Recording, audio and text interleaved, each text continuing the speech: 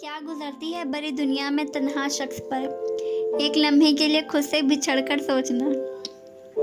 رات کا دوسرا پہر تھا۔ شاید جب اس کی آنکھ کھلی وہ ایک دم اٹھی بیٹھی۔ کمرے میں اندھیرا تھا۔ لیپ ٹاپ لیمپ جانے کب بجھ گیا، شاید بجلی چلی گئی تھی۔ وہ بال لپیٹتی اٹھی، بتی جلائی۔ یو پی ایس نے کمرہ روشن کر دیا۔ وہ قدم قدم چلتی شیلف تک آ کر رکی۔ وہاں سیاہ جلد والی موٹی موٹی قانون کی کتابیں رکھی تھیں۔ دومن نے ہاتھ اٹھا کر ان کو چھوا۔ آنکھوں میں کرب ابھرا، پھر وہ مزید دائیں جانب آئی۔ یہاں الماری تھی۔ اس نے پٹ کھولا۔ جوتوں والے خانے میں ایک ڈبہ رکھا تھا جس میں چند ایک تراشے اور کاغذ پڑے تھے۔ یہ 2.5 سال قبل اس نے جمع کیے تھے، پھر چھوڑ دیے۔ یہ تکلیف دیتے تھے اور وہ تکلیف سے بچنا چاہتی تھی، پھر بھی بچ نہیں پاتی تھی۔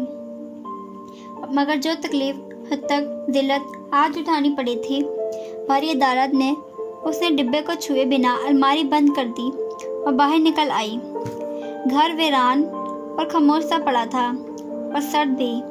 وہ باہر لون میں آ گئی، برآمدے کے سٹیپ پہ بیٹھی، ایک گال گھٹنوں پہ رکھے، دور گھاس اور پودوں کو تکتی خاموش بیٹھی رہی۔ لمحے چپ چاپ کرتے رہے، پھسلتے رہے، یہاں تک کہ فجر اترنے لگی۔ تب زمر اٹھی اور لون کے کنارے تک آئی۔ یہاں پودوں کو پانی دینے کے لیے ٹوٹی لگی تھی۔ اس نے وہی کھولی، ٹھنڈے یک پانی سے وضو کیا اور وہیں گھاس پہ کھڑے نماز کی نیت باندھ لی۔ آخری سجدے کے بعد اتحیات پڑھ لیا اور سلام پھیرا اور دعا کے لیے ہاتھ اٹھائے، مگر پھر گرا دیے۔ چپ چاپ سجدے کی جگہ کی گھاس کو دیکھتی رہی، اس پہ انگلی پھیرتی رہی۔ سخت سردی میں بغیر سویٹر کے وہ کتنی ہی دیر وہاں بیٹھی رہی۔ وہ رات اس حوالاتی کوٹری میں بھی آنکھوں میں کاٹی گئی تھی۔ وہ ذرا سا کونا جہاں برآمدے کی بتی کی مدھم روشنی گزرتی تھی، آج فارغ ادھر نہیں لیٹا تھا۔ وہ دوسری دیوار کے ساتھ بیٹھا تھا، اکڑو سر دیوار سے ٹکائے، آنکھوں کی پتلیاں سینکڑے دور سلاخوں کے پار دیکھ رہا تھا۔ باہر فرجر ابھی تک سازہ تھی، پہرے دار ٹہل رہے تھے، باتیں کر رہے تھے۔ چند ایک کوٹریوں میں سے آوازیں بھی سنائی دے رہی تھیں۔ احمد بھائی لیتا ہے، آنکھیں مسلتا اٹھتا بیٹھا، پھر ادھر ادھر دیکھا۔ غازی بھائی ادھر کیوں بیٹھے ہو، سوئے نہیں کیا؟ اوہ، وہ باہر دیکھتا رہا، لیکن وہ کچھ سوچ رہا تھا۔ احمد لبوں پہ ہاتھ رکھ کر جمائی روکتا سیدھا ہو کر بیٹھا۔ فارغ اس سے چند قدم دور ہی تھا۔ کیا بات ہے، نماز نہیں پڑھی؟ پڑھ لی۔ اس نماز کا کیا فائدہ جس کے آخر میں کوئی دعا ہی نہ مانگی جائے؟ 4 سجدے کیے اور اٹھ گیا، پھر وہ خود ہی ہنسا، مگر فارغ نے کہکے کا جواب نہیں دیا تو وہ چپ ہو گیا۔ برے حالوں میں لگ رہے ہیں آپ؟ وہ آنکھیں جھپکا کر غور سے اسے دیکھنے لگا، پھر قریب کھسک آیا۔ کیا سوچ رہے ہو؟ اپنے پرزنٹ رائٹس کے بارے میں؟ خلاف معمول فارغ بیزار نہیں ہوا، ہلکی سی نفی میں گردن ہلائی۔ فارغ نے اس بات میں سر ہلایا۔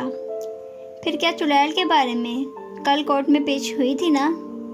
آپ نے بتایا نہیں کل سے کیا ہوا؟ کیا اس نے وہی کہا جو پہلے کہہ چکی تھی، یا کچھ نیا؟ اس میں سب پرانا تھا، تو اتنے اپسٹ کیوں ہو؟ عدالت نے 9 مہینے بعد کی تاریخ دی ہے، تکلیف سے کہتے اس نے گردن پھیر کر احمد کو دیکھا جس کے لب او میں سکڑے۔ 9 مہینے سٹیپنی، 9 مہینے میں ایک پیشی کا انتظار نہیں کر سکتا، مگر آج تو سب کچھ آپ کے حق میں گیا تھا نا؟ مجھے بھی یہی لگا، سادی کو بھی، مگر جب جج نے اگلی تاریخ دی تو میرے وکیل نے بھاپ لیا کہ جج بک چکا ہے۔ تکان سے کہتے اس نے آنکھوں کے درمیان کی ہڈی مسلی۔ اتنے مہینے کے انتظار، حبس کی اتنی راتیں، مگر انصاف کی کوئی امید نہیں۔ احمد نے گردن پھینک کر روشنی والا کونا دیکھا جو آج خالی پڑا تھا۔ مجھے بھی لمبی تاریخ مل گئی ہے، وہ تھوڑی دیر بعد منہ بسورے بولا تو فارغ نے چونک کر اسے دیکھا۔ مگر تمہارا وکیل تو ہاشم ہے۔ ہاشم اپنے والد کے مجبور کرنے پہ میرے لیے کوشش کر رہا تھا، مگر اسے اندر سے مجھ سے کوئی ہمدردی نہیں۔ شروع میں اس نے یہ ظاہر کروایا کہ بس میں رہا ہوا، مگر اب تک اورنگزیب کاردار مجھے بھولنے لگے ہیں۔ پہلی دفعہ وہ بے فکر اور لاپرواہ نہیں لگا تھا، اسے جیسے اب واقعی فکر ہونے لگی تھی، مگر وہ اسے چھپانے کی صحیح کر رہا تھا۔ فارس نے کرب سے سر جھٹکا۔ پھر اب کیا کریں گے؟ تم کیا کرو گے؟ بلکہ وہ ایک دم احمد کو دیکھنے لگا۔ بلکہ ہم کیا کریں گے؟ تو وہ ہنوز اداس بیٹھا چکا تھا۔ پھر پیچھے کو ہٹا۔ ایسے کیوں دیکھ رہے ہیں مجھے؟ مشکوک انداز میں اسے گھورا۔ فارس کچھ کہے بنا اس کو دیکھتا رہا۔ نہیں، بالکل نہیں۔ احمد نے جلدی سے ہاتھ اٹھا دیے۔ میں وہ نہیں کرنے والا جو آپ سوچ رہے ہیں۔ میرے پاس ایک پلان ہے اسٹیفنی، اگر تم سننا چاہو تو۔ بالکل بھی نہیں، ہم ایسا کچھ نہیں کریں گے۔ عدالت پہ یقین رکھیں بس، بگڑ کر کہتا وہ پرے لیٹ گیا۔ فارس اسے دیکھ رہا تھا۔ اس نے گھبرا کے کروٹ بھی بدل لی۔ باہر فجر میں ایک ویران صبح کی روشنی پگھلتی گئی۔ واجب القتل اس نے ٹھہرایا، آیتوں سے روایتوں سے مجھے۔ جسٹس مکرم کے چیمبرز میں خاموشی چھائی تھی۔ ہیٹر نے ماحول کو گرم اور خنک رکھا تھا۔ زمر سامنے سر جھکائے بیٹھی تھی اور وہ اپنی کرسی پہ براجمان اینا کے پیچھے سے اسے دیکھ رہے تھے۔ مجھے پروسیکیوشن آفس سے استعفیٰ دے دینا چاہیے۔ بہت دیر بعد انہوں نے سر اٹھایا تو آنکھوں میں تکان تھی۔ گنگریالی لٹیں دونوں طرف سے گالوں کو چھو رہی تھیں۔ انہوں نے فکر مندی سے اسے دیکھا۔ تمہارے ذہن میں کیا چل رہا ہے زمر؟ یہی کہ میں ایک اچھی پروسیکیوٹر نہیں ہوں۔ میرے خیال فکس ہو چکے ہیں اور میں تصویر کا دوسرا رخ دیکھنا چھوڑ چکی ہوں۔ وہ ہار یا جیت بھری آنکھیں ان پہ جمائے بس وقت ایک لفظ ادا کر پائی۔ جسٹس مکرم نے مایوسی سے نفی میں سر ہلایا۔ سب سے برے مریض ڈاکٹر ہوتے ہیں اور سب سے بڑے گواہ خود وکیل ہوتے ہیں۔ تم نے یہ ثابت کر دیا۔ پھر قدرے آگے کو جھکے۔ مجھے بلکہ پوری کچہری کو معلوم ہے کہ کل تمہارے ساتھ کیا ہوا۔ دفاعی وکیل گواہ کو ڈسکریڈٹ کرنے کے لیے ہر قسم کا ہتھ کنڈا استعمال کرتے ہیں۔ مجھے امید نہیں تھی کہ تم اس وکیل کی اس بات دل پہ لے لو گی۔ وہ میرے راستے میں آیا اور اس نے میری آنکھوں میں دیکھ کر کہا کہ وہ بے گناہ ہے۔ وہ چونکے۔ کون؟ فارس، وہ کہہ کر چپ ہو گئی۔ چند ثانیے کو چیمبرز میں سناٹا چھا گیا۔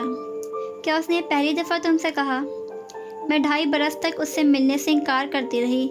اس لیے نہیں کہ مجھے تکلیف ہوتی ہے، اس لیے بھی نہیں کہ کوئی مجھے ثبوت کیوں نہیں لا کر دیتا۔ یہ وہ بہانے تھے جو میں بتاتی تھی، صرف اس لیے کہ مجھے معلوم تھا اگر وہ میرے سامنے آیا اور کہا کہ وہ شرمندہ ہے تو میں اسے معاف کر دوں گی، مگر کل وہ سامنے آیا تو کہا کہ وہ بے گناہ ہے، اور میں نے سن بھی لیا اور کیا مان بھی لیا۔ اس بات پہ زمر نے ٹھنڈی سانس بھری اور گردن جھکا کر اپنے ناخن کھرچنے لگی۔ میں کنفیوز ہو گئی ہوں، جیسا کہ دفاعی وکیلوں کی خواہش ہوتی ہے۔ اگر کنوینس نہ کر سکو تو کنفیوز کر دو۔ وہ قدر ناراض نظر آنے لگے۔ زمر نے نفی میں گردن ہلائی۔ شاید وہ ٹھیک ہیں، میں اپنے غم، بیماری اور ڈرامہ میں خود مریض ہو گئی ہوں۔ میں نے دوسری طرف کی کہانی سننا چھوڑ دی ہے۔ مجھے اس کی اس بات پہ سننی چاہیے تھی، وہ قاتل تھا یا نہیں۔ مجھے اس سے ملنا چاہیے تھا۔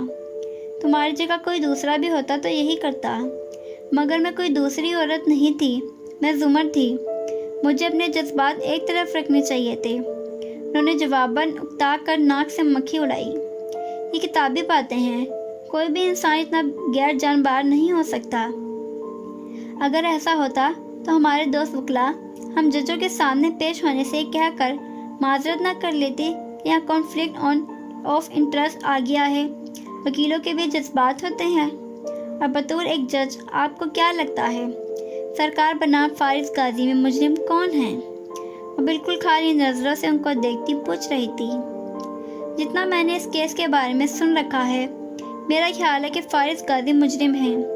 اینے کے بازو کا کنارہ دانتوں میں دبائے اور کندھے اچکا کر بولے، کیونکہ ثبوت اس کے خلاف ہیں، مگر قانون تو یہ کہتا ہے کہ عدالت کا فیصلہ آنے تک ملزم کو مجرم نہ کہا جائے بلکہ اسے پریزیوم انوسینٹ سمجھا جائے۔ وہ بہت تکلیف میں بول رہی تھی۔ یہ درست ہے، اور قانون یہ بھی کہتا ہے کہ اگر ایک طرف ملزم کے خلاف شواہد کا پہاڑ ہو مگر دوسری جانب اتنا ذرا سا انگوٹھا اور انگشت شہادت قریب کر کے بتایا، اتنا ذرا سا بھی شک ہو، ریزنیبل ڈاؤٹ ہو تو ہمیں ملزم کو بری کر دینا چاہیے، کیونکہ 100 گناہ گاروں کو بری کر دینا ایک معصوم کو سزا دینے سے بہتر ہے۔ اور پھر وہ خاموش ہو گئی۔ چند لمحے اسی سناٹے میں پھیل گئے۔ میں نے اس کی آنکھوں میں دیکھا، وہ جھوٹ نہیں بول رہا تھا سر۔ اینک کا ہینڈل چباتے ہوئے انہوں نے ہنکارا بھرا، ہوں تو تمہیں کیا ڈر ہے؟ اگر میری وجہ سے ایک بے گناہ آدمی کو سزا ہوئی تو میں زندگی میں کبھی دوبارہ لو نہیں پریکٹس کر سکوں گی۔ جسٹس مکرم آگے کو ہوئے، سوچتے ہوئے اینک کے کنارے سے میز پہ نادیدہ لکیریں کھینچیں۔ تو پھر کیا وہ بے گناہ ہے؟ میرے پاس بہت کچھ ہے جو اس کو مجرم ثابت کرتا ہے میری نظروں میں، مگر ان کے پاس ریزنیبل ڈاؤٹ ہے، اور اگر میں ان دونوں کو ان پردوں میں رکھوں، میز پہ رکھے ڈیکوریشن ترازو کی سمت اشارہ کیا، تو رتی بھر شک کا پردہ ہمیشہ جھک جائے گا۔ شک کیا ہے؟ وہ آواز جو میں نے سنی وہ جعلی تھی، یہ میرے لیے ماننا بہت مشکل ہے، آپ کے لیے بھی ہوگا، لیکن وہ بے چینی سے آگے ہوئی۔ اب 2 باتیں ہیں، اول قاتل فارس ہی تھا، اور یہ آڈیو 2 بدل کے بعد پیش کی گئی ہے، اس لیے وہ لوگ اس کا سورس نہیں بتا رہے۔ دویم، ایک گہری سانس لی، آڈیو اصلی ہے، وہ فارس نہیں تھا، وہ ایک جعلی آواز تھی۔ تمہارا دل کیا کہتا ہے؟ دل سے آخری فتویٰ لیا جاتا ہے، پہلا نہیں۔ مجھے معلوم ہے کہ وہی مجرم ہے، اسی نے کیا ہے سب، لیکن اور یہیں آ کر اس کا پورا وجود کرب میں مبتلا ہو جاتا۔ تمہارے دل میں شک آ گیا ہے۔ ویمن نے اس بات میں سر ہلایا، اور تم نے اس کا حل یہ سوچا کہ تم فرار ہو جاؤ استعفیٰ دے کر۔ میں فرار نہیں ہو رہی، میں شاید اس کرسی کی مستحق نہیں ہوں، شاید پروسیکیوشن کی کرسی پہ بیٹھ کر میں دوسرا رخ دیکھنا چھوڑ چکی ہوں۔ جب عدالت میں اس وکیل نے یہ کہا کہ تمہارے اتنے کیسز کے فیصلے تمہارے خلاف آئے ہیں تو تم نے اسے سچ کیوں نہیں بتایا؟ اور سچ کیا تھا؟ وہ اداسی سے مسکرائی، یہ کہ ان کیسز میں ملزم بری اس لیے ہوئے تھے کہ کبھی گواہ ڈر گئے یا بک گئے، کبھی جج ہمت نہ کر سکے، کبھی ثبوت نہیں تھے، کبھی شک کا فائدہ دیا گیا۔ میں روز کتنے ہی ایسے کیسز میں لوگوں کو بری کرتا ہوں جہاں مجھے معلوم ہوتا ہے کہ ملزم ہی مجرم ہے، مگر میرے سامنے اتنے ثبوت ہی پیش نہیں کیے جاتے جو ان کو جیل میں روک سکیں۔ پروسیکیوٹر کا کام حقائق اور شواہد سامنے لانا ہوتا ہے، اور تم ایک بہترین پروسیکیوٹر ہو زمر۔ پھر گہری سانس لے کر پیچھے ہوئے۔ رہا فارس قاضی کا کیس، تو اس کے خلاف اتنے ثبوت ہیں کہ تم نہ ہی گواہی دیتی تب بھی وہ جیل میں ہوتا۔ پھر بھی اگر تمہیں لگتا ہے کہ اس کے بے گناہ ہونے کا ذرا سا بھی چانس ہے تو تم اپنی گواہی واپس لے لو اور جا کر ایک دفعہ اس کی بات سن لو۔ اگر وہ کہے کہ وہ بے گناہ ہے تو یقین مت کرنا، کیونکہ سب ملزم یہی کہتے ہیں، لیکن اگر اس کے علاوہ اور کوئی بات کہے تو دھیان سے سن لینا۔ ویمن نے اس بات میں سر ہلایا اور اٹھ کھڑی ہوئی۔ تھینک یو سر، میں بہتر محسوس کر رہی ہوں۔ میں اپنی گواہی واپس لے لوں گی، گو کہ مجھے ابھی تک خود پہ یقین ہے، مگر اس کیس سے الگ ہونے کے لیے میں یہ ضرور کروں گی۔ کہتے ہوئے پہلی دفعہ قدر سکون سے مسکرائی، وہ واقعی بہتر محسوس کر رہی تھی۔